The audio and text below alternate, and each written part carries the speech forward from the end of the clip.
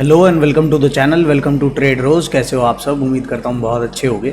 So this is the fourth video in the series of fundamental analysis for beginners. आज की video में हम समझेंगे पीएनएल स्टेटमेंट को।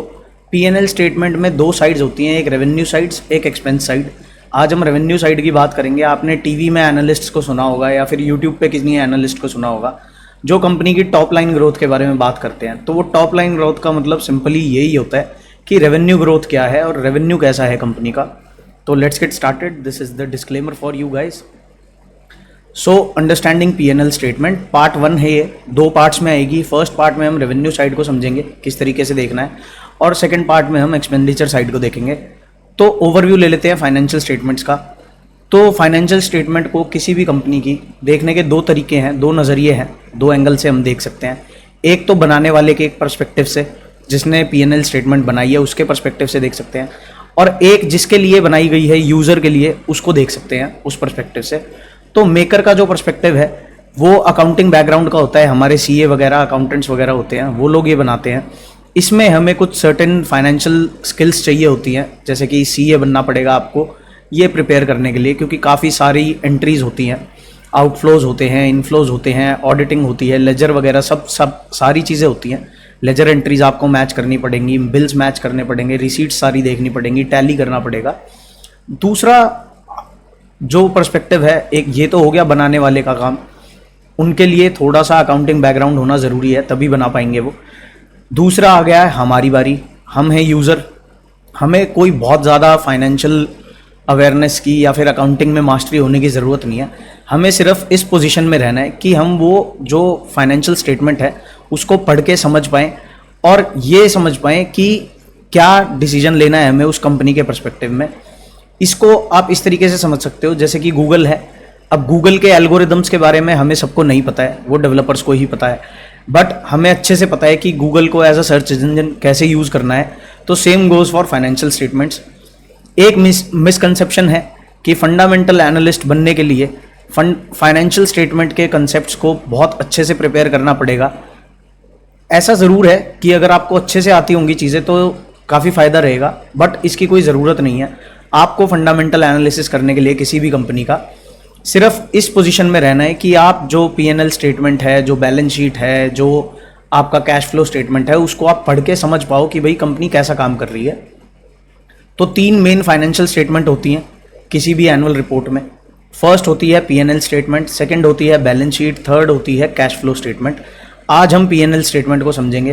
प्रॉफिट एंड लॉस स्टेटमेंट है, इसके अंदर 3-4 बेसिक चीज़ें होती हैं। एक तो इनकम स्टेटमेंट होती है कंपनी की, एक स्टेटमेंट ऑफ ऑपरेशंस होती है, एक होती है स्टेटमेंट ऑफ अर्निंग्स।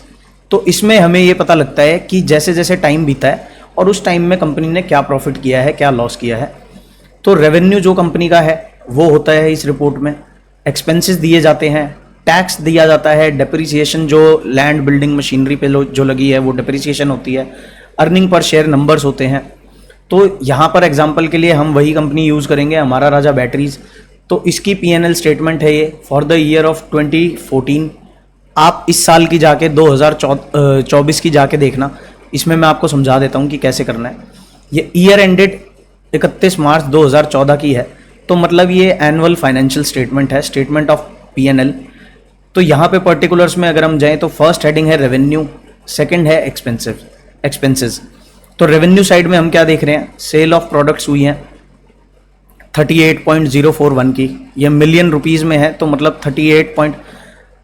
3.8 करोड़ के आसपास की इनकी सेल ऑफ प्रोडक्ट्स हुई। एक्साइज ड्यूटी इन्होंने 4 करोड़ की भरी। Net cell of products 34 crore का इनका सेल हुआ। सेल ऑफ सर्विस 3 करोड़ के आसपास, 30 लाख के आसपास, और अदर ऑपरेटिंग रेवेन्यू 21 लाख के आसपास। अब net revenue from operations note number 17 में है, इस पे भी चलेंगे। अदर इनकम जो कि कंपनी के मेन बिजनेस से नहीं आई है बट किसी और इन्वेस्टमेंट या फिर ट्रेडिंग रिलेटेड एक्टिविटी से आई है, वो नोट नंबर 18 में है, उस पर भी चलेंगे। अब ये हमने रेवेन्यू साइड समझी। फिर हम देख रहे हैं एक्सपेंसेस क्या हैं कंपनी के। एक्सपेंसेस में ये है cost of material consumed, note number 18 में दिया गया है 21.011। Purchases of stock in trade, note number 20। Change in inventories of finished good, work in progress, stock in trade, employ benefit expenses, finance cost. तो यहाँ पे कंपनी ने जितने भी एक्सपेंसेस इनकर किए वो आ गए।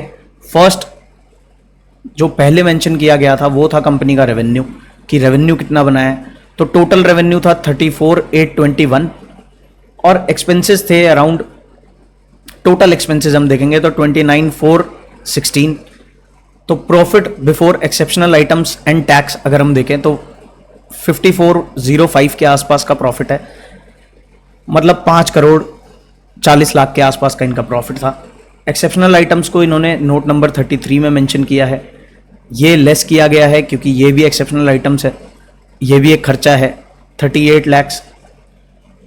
प्रॉफिट बिफोर टैक्स हम देखेंगे तो टैक्स, करंट टैक्स इनका माइनस किया, डेफर्ड टैक्स एक्सपेंस माइनस किया, अर्लियर ईयर्स एक्सेस जो शॉर्ट प्रोविजंस थे वो माइनस किए, और प्रॉफिट फॉर द ईयर निकल के आया है 3674। अब इसको समझते हैं। Top line of the company हमने बात की, रेवेन्यू की जो बात होती है, एनालिस्ट जो बात करते हैं top line of the company, वो रेवेन्यू साइड की बात कर रहे होते हैं पीएनएल स्टेटमेंट में। नेक्स्ट अब आप चलोगे, इस तरीके से आपको देखना है। हेडर को सबसे पहले देखो, जब भी आप statement of profit and loss देख रहे हो और यहाँ पर इस तरीके से लिखा होता है ईयर एंडेड March 31, 2014, तो मतलब ये एनुअल स्टेटमेंट है। अगर क्वार्टर एंडेड होगा तो वो क्वार्टरली स्टेटमेंट होगी। जनरली सारी कंपनीज अपनी ईयरली स्टेटमेंट पब्लिश करती हैं। तो अब नेक्स्ट चलते हैं आगे, जहाँ पर हमने देखा कि पूरा एक्सपेंस क्या था। अब आपने प्रीवियस चैप्टर में एक चीज़ देखी होगी कि नोट्स की और शेड्यूल्स की बात हुई थी फाइनेंशियल स्टेटमेंट में, जो डिटेल्ड नोट्स होते हैं। अब यहाँ पर पीएनएल स्टेटमेंट में एक एक चीज़ को अगर हम डालने लगेंगे तो काफ़ी लेंदी बन जाएगी ये, इसलिए ये नोट बना के और इसको सेपरेटली। अब नेट रेवेन्यू फ्रॉम ऑपरेशंस जो था ये नोट नंबर 17 में मेंशन था, इसका स्नैपशॉट हमारे पास नीचे है, उसको समझते हैं। तो ये नोट नंबर 17 है, ये पार्ट है फाइनेंशियल स्टेटमेंट का।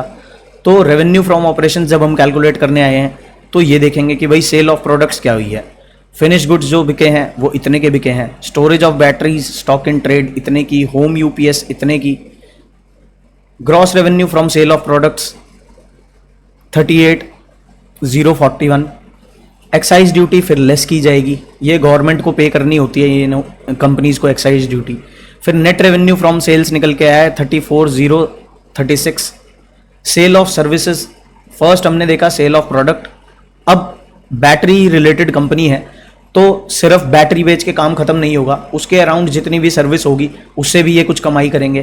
तो installation and commission, annual maintenance जो कमाते हैं, प्रिवेंटिव मेंटेनेंस, अदर सर्विसेज, ये सब ऐड होगी, ये भी टोटल रेवेन्यू में ऐड होगा।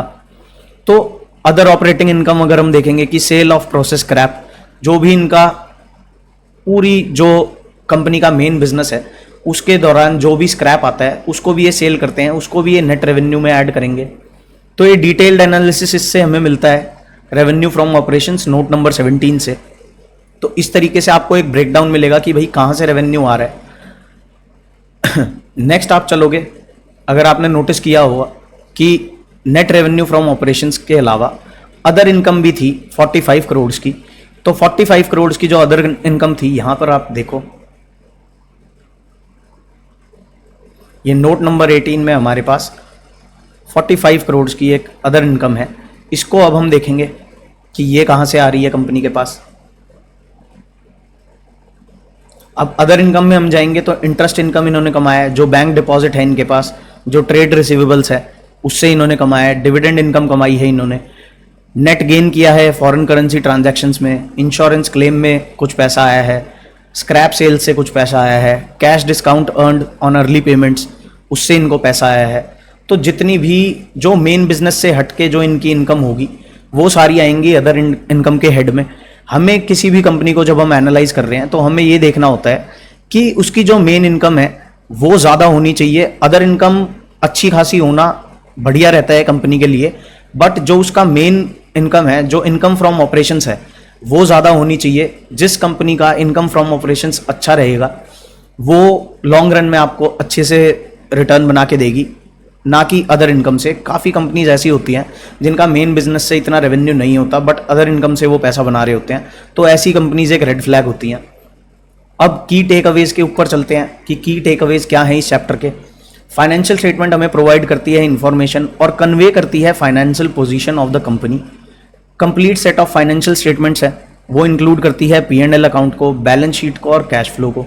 फंडामेंटल एनालिसिस सिर्फ एक यूज़र होता है फाइनेंशियल स्टेटमेंट का, और उसको सिर्फ ये जानना है कि मेकर ने क्या बनाया है और किस तरीके से उसने सारे हेड्स में क्या क्या चीज़ें लगाई हैं, उसका हमें एक ब्रेकडाउन देखना होता है कि भाई क्या फाइनेंशियल स्टेटमेंट बोल रही है, कंपनी प्रॉफिट में है या लॉस में है, क्या उसकी अदर इनकम है, क्या उसकी इनकम फ्रॉम ऑपरेशंस है, ये सब का हमें बस एक अंदाज़ा लगाना होता है। प्रॉफिट एंड लॉस स्टेटमेंट जो है वो आपको प्रॉफिटेबिलिटी ऑफ द कंपनी की बताती है कि पिछले साल में उन्होंने क्या प्रॉफिट किया है as compare to preceding year. P&L statement एक एस्टिमेट होता है, कंपनी रिवाइज कर सकती है नंबर्स को किसी भी टाइम पे। Also by default companies publish करती हैं डेटा को for the current year and previous year side by side, जैसे कि आपने यहाँ भी देखा होगा कि ये ईयर एंडेड मार्च 2014 की है, तो प्रीवियस ईयर को भी इन्होंने साइड बाय साइड मेंशन किया है, ताकि एक देखने में जो भी यूजर है उसको ये पता लग पाए कि पिछले साल के मुकाबले इस साल कंपनी ने कैसा परफॉर्म किया। Next, revenue side of P&L statement is also called top line of the company. अब किसी एनालिस्ट को अगर आप देखो और बोलता हुआ कि टॉप लाइन ग्रोथ ऐसी है, top line growth, bottom line growth ऐसी है, तो आपको समझ जाना है कि टॉप लाइन की अगर ये बात कर रहा है तो ये रेवेन्यू की बात कर रहा है। Revenue of operations main source है रेवेन्यू ऑफ द कंपनी का। अदर ऑपरेटिंग इनकम इंक्लूड करती है इंसिडेंटल बिजनेस की इनकम को। तो यहाँ पे हमारी टॉप लाइन वाली साइड कंप्लीट होती है फाइनेंशियल स्टेटमेंट की। P&L स्टेटमेंट में हमने आज रेवेन्यू साइड देखी है, नेक्स्ट वीडियो में हम समझेंगे एक्सपेंडिचर साइड को। मिलते हैं नेक्स्ट वीडियो में, बाय बाय, जय श्री राम।